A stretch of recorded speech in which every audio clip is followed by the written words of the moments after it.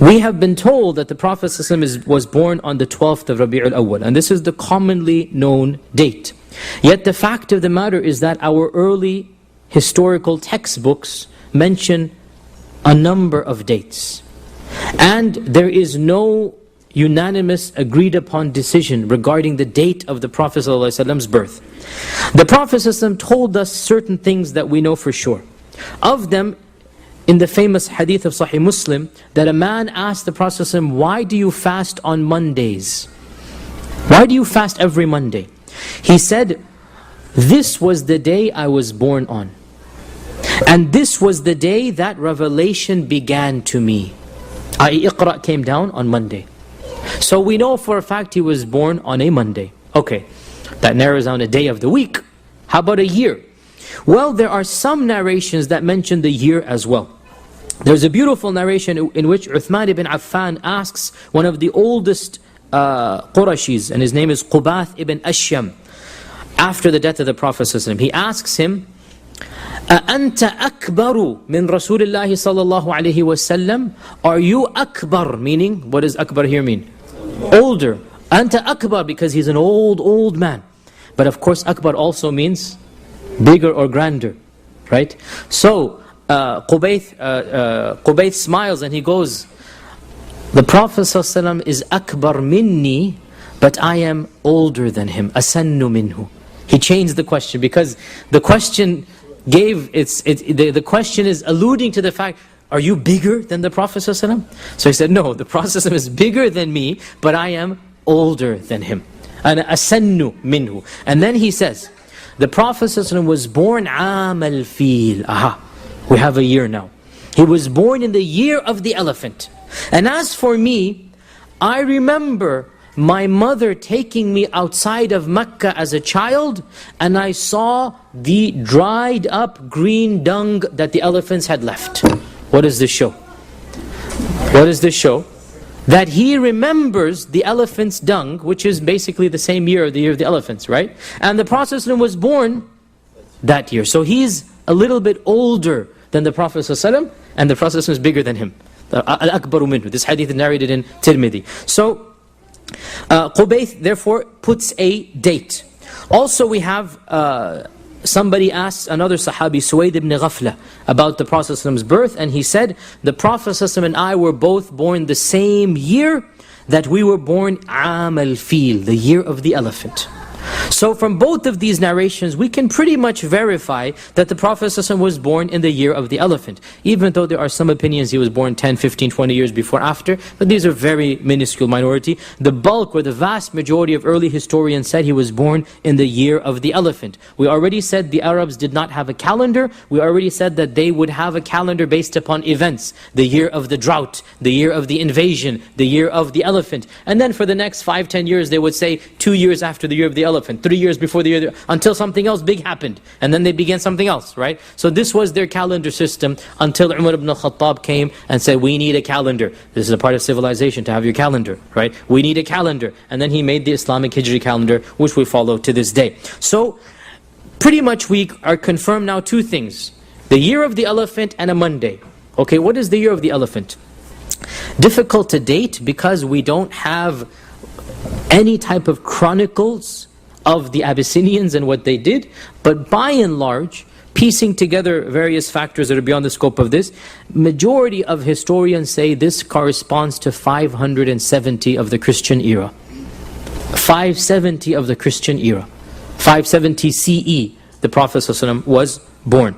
Now, how about the day of the... So it's the year of the elephant, fine. How about the month and the day of the month? When we look at 2 of the earliest books ever written about the history of the Prophet ﷺ, we find differing accounts. The most famous book of history is, of course, Ibn Ishaq. We talked about it, the Seerah of Ibn Ishaq. Ibn Ishaq died 150 Hijrah. Ibn Ishaq says, without any chain of narrators, he's writing from himself, that the Prophet ﷺ was born on a Monday, the 12th of Rabi'ul Awwal, in the year of the elephant. So this explains why this opinion is present. He says very clearly that the Prophet was born on a Monday on the 12th of Rabi' al-Awwal in the year of the elephant. However, between him and the Prophet are 100 and almost 200 years, because remember, going back to the birth of the Prophet is 53 before Hijrah. So between him and the birth of the Prophet is 200 years. And he doesn't tell us where he gets it from, who's narrating this to him, what is the chain of narrators. When we look at the second earliest book, and this is called the Tabaqat of Ibn Sa'd, which was written around 220 or so Hijrah, the Tabaqat of Ibn Sa'd, the Tabaqat of Ibn Sa'd says that it is said that the Prophet was born on a Monday. Some people say, I quote, he was born on the 10th of Rabi' al-Awwal. Others say he was born on the 2nd of Rabi' al-Awwal. End quote. Two opinions, neither of which conform to the 12th of Rabi' al-Awwal. Ibn Abbas, it is said, also said the 10th of Rabi' al-Awwal. Ibn Kathir, the famous historian of Islam, Ibn Kathir in his Al-Bidayah wa Nihaya says that the majority opinion is that the Prophet was born in Rabi' al-Awwal, but others have other months as well. And then scholars differed with regards to the date of his birth. One group said he was born on the 2nd of Rabi' al-Awwal, numbered 2nd of Rabi' al-Awwal. Ibn Kathir says this was the opinion of Abu Ma'shar al-Sindi, a famous scholar of history, died 171. It was also the opinion of Ibn Abd al-Barr, a very famous scholar of Andalus, died 463. It was also the opinion of Al-Waqidi, who died 207. Al-Waqidi is one of the most famous historians of early Islam. So we have three very early authorities saying he was born on the 2nd of Rabi' al-Awwal. Ibn Kathir goes on. Another opinion is that he was born on the 8th of Rabi' al-Awwal. He says this is the opinion of Ibn Hazm, famous scholar of Andalus, Imam Malik ibn Anas, you all know Imam Malik, the scholar of Medina, and the opinion of Az-Zuhri, who is, again, I cannot explain how famous Az-Zuhri is, 128 Hijrah, and opinion of Muhammad ibn Jubayr ibn Mut'im, a number of famous people of the past, the 8th of Rabi' al-Awwal. Ibn Kathir moves on. A third opinion is that he was born on the 10th of Rabi' al-Awwal. So we have now 2nd, 8th and 10th. The 10th of Rabi' al-Awwal. He says this is the opinion of Ibn Asakir and the opinion of Ja'far al-Sadiq. Who is Ja'far al-Sadiq? Cousin, no. He's the descendant of the Prophet ﷺ, and the Shia consider him to be one of the Imams. He's the 6th Imam for the Shia, but he's the descendant of the Prophet ﷺ. So one of the descendants of the Prophet ﷺ says that he was born on the 10th of Rabi' al-Awwal. Ibn Kathir says the fourth opinion is that he was born on the 12th of Rabi' al-Awwal, and this is the opinion of Ibn Ishaq. But there is no isnad on this matter. In other words, there's no chain of narrators that mentions anything about the 12th of Rabi' al-Awwal. Ibn Kathir does say that this is the most popular opinion in his time. Ibn Kathir died 770 something, way after. In medieval Islam, 12th Rabi' al-Awwal is the most popular opinion. And from medieval Islam up until our times is the most popular. But in early Islam it was not the most popular. The 5th opinion, the 17th of Rabi' al-Awwal. The 6th opinion, the 22nd of Rabi' al-Awwal. The 7th opinion, he wasn't even born in Rabi' al-Awwal, he was born in Ramadan. And this is the opinion of Zubayr ibn Bakkar, who was the first scholar to ever write a history on Makkah. And he died 256 Hijrah. And then there are other opinions as well. So, to summarize, there are over 10 opinions in the earliest books of Islam about the exact day that the Prophet ﷺ was born. None of them are,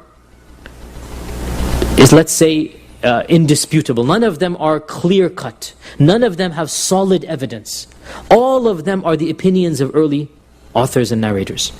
And to be very academic, the opinion of the 12th of Rabi' al-Awwal seems to have much less weight than the 2nd and the 8th and the 10th. Because these three have tabi'un taba tabi'un. They have descendants of the Prophet ﷺ. Whereas the opinion of the 12th, it is by Ibn Ishaq, who is 200 years after the birth of the Prophet ﷺ, and he doesn't have any chain. So if this is the case, why then is the opinion of the 12th of Rabi' al-Awwal the most popular? So much so that for many of you it's shocking that I'm daring to go against this fact of history, right? This might be blasphemy to some of you, that how dare you? Why is it so popular? Very easy to respond. Point number one, Ibn Ishaq. I already mentioned that 90% of authors who write about seerah, they only rely on Ibn Ishaq. They just take Ibn Ishaq and summarize it, redo it, translate it, do this and that. That's what they do. And it's a good book, but it's not the only book. So because Ibn Ishaq is Ibn Ishaq, and because he says 12th of Rabi' al-Awwal, end of story. No questions asked, is going to be the 12th of Rabi' al-Awwal. The second opinion, or the second reason why the 12th of Rabi' al-Awwal became so popular, is that, and this leads us to a controversial issue, but I don't shy away from controversy, as you all know, is that the first time that the Prophet's birthday was celebrated as a public event, i.e. the Mawlid al-Nabi or the Milad al-Nabi as we call it, the first time that it was celebrated, the authorities who celebrated it chose the 12th of Rabi' al-Awwal. And because they chose the 12th of Rabi' al-Awwal, now that's it. It just spread like wildfire. The day and the event and the custom. Now I have written a detailed article about the history of the Mawlid and who started it and how did it become popular, and you can refer to it on Muslim Matter. It is called A History of the Mawlid by myself. You can just Google it and you'll find it 3 parts. And just to summarize, the Mawlid or the Milad al-Nabi, the first recorded instance that we have of anybody celebrating Milad al-Nabi is around 517 Hijrah. 517 Hijrah, i.e. the 6th century of Islam. So for 500 years, the concept of celebrating the birthday of the Prophet is simply unknown to the Muslims. They cannot, because celebrating birthdays is not a custom that comes from Islam or from, I'm not saying it's haram by the way, I'm saying it's not something that the Arabs would do. They wouldn't record birthdays to celebrate them in the first place, right? Many of you, I know my own grandmother had no idea when she was born. They didn't record these things. It was not something of significance to them. The day and the month and the year that you were born. This is a Western concept that is now modern. Everybody records it. But that was not something that, if you even ask your own grandparents, many of them would not know. You know, it's not something that was recorded. And so, the concept of celebrating it is a very late addition. And the first group that celebrated it were the Fatimids of Egypt. And the Fatimids are a dynasty that are not of Sunni theology. They are an extreme Shi'i dynasty. The Fatimids are the ancestors of, in today's time, the Aga Khanis and the Buhra, the Ismailis. The Fatimids are the ancestors of these groups, the extreme Shia groups. And for a number of years they ruled over Egypt. The Fatimid dynasty ruled over Egypt. And they instituted over 30-40 festivals. And of course there's a reason why rulers have festivals. Why do people have festivals? What does it do? Distracting and economy. People come and buy and sell.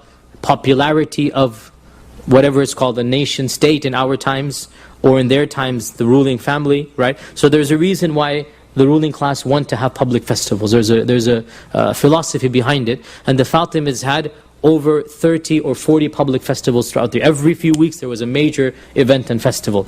And they celebrated Ghadir Khum, they celebrated 10th of Muharram. These are all Shia festivals. They celebrated the birth of this Imam, the death of that Imam.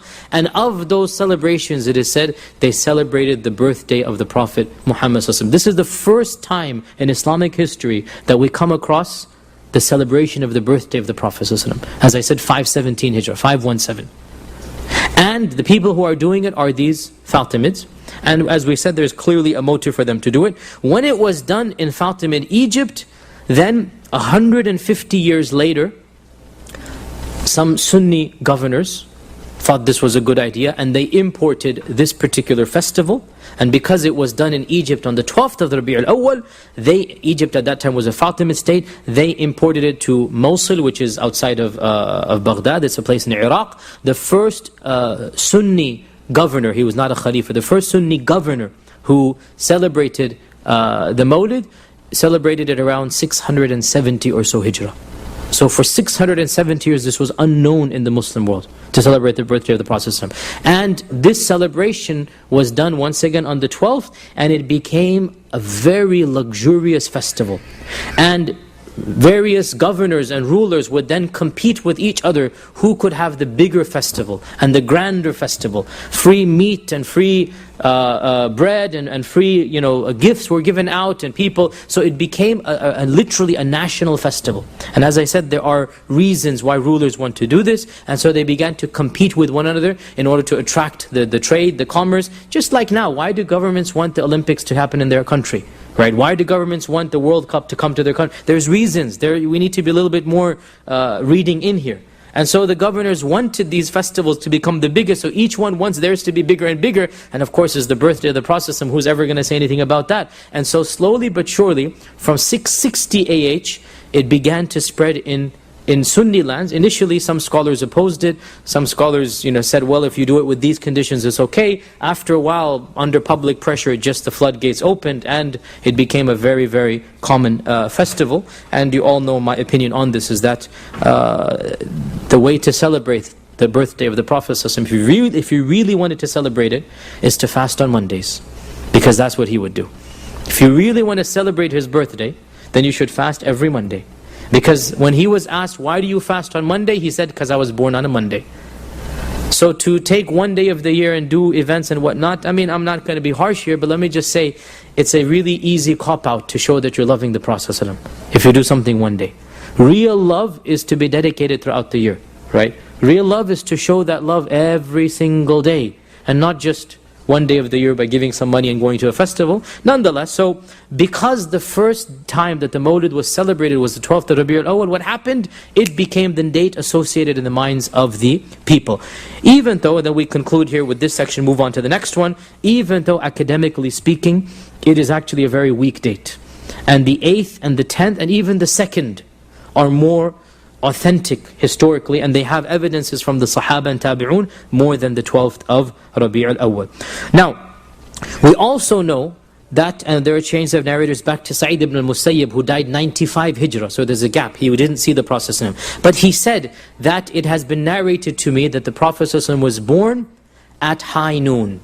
So there's a gap, but it is a gap in early Islam, so we can overlook it. Sa'id ibn al-Musayyib died 95. His father is of the age of the companions, right? So we can overlook this little gap, and this is the only narration that we have about the timing of his birth. And that is high noon, when the sun was at its pinnacle and peak. And of course, there is a clear symbolism here that is not lost on anybody, that when the sun is brightest, this is when the Prophet ﷺ is coming out with his own truth. That is when Allah is revealing, or Allah is sending down the Prophet ﷺ, because it is coinciding with the time of the bright sun. Just like the bright sun illuminates everything, so too this Prophet ﷺ will illuminate everything, and nothing will remain dark around him.